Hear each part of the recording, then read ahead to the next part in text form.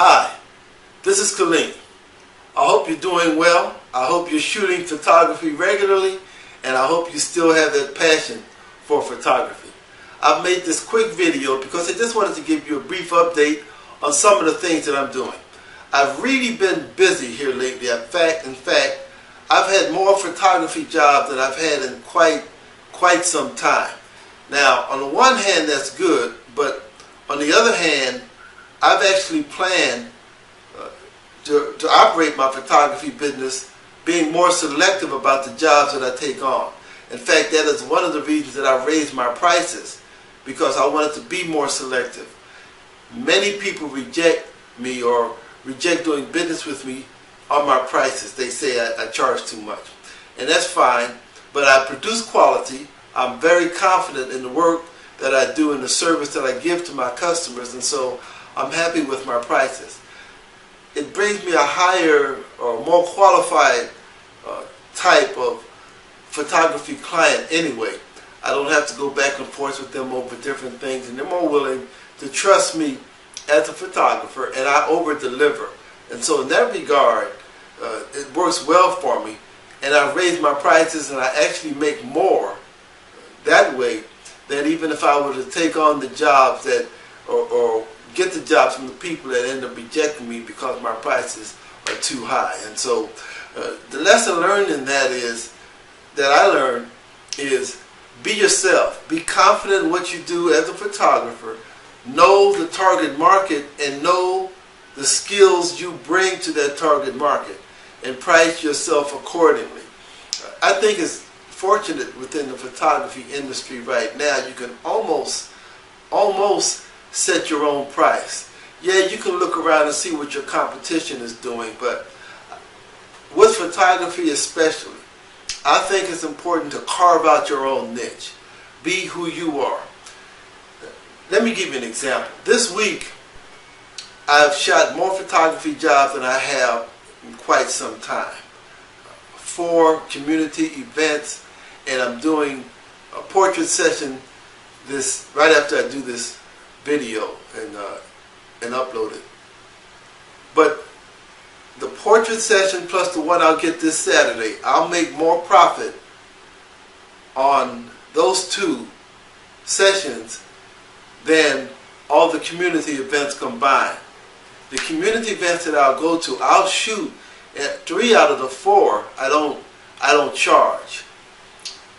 Now, it's not so much giving away something for free, but here it works out for me. When I don't charge, when they're not paying me, I don't have to stay for the entire event. Sometimes I do, but often I just go, I shoot the key shots with the key people and make sure that I have some key photographs. There have been a couple of events that they were 6 hours, and I only could stay for an hour and a half, and so I kind of picked my spot. But I learned that over a period of time. Here's the kicker.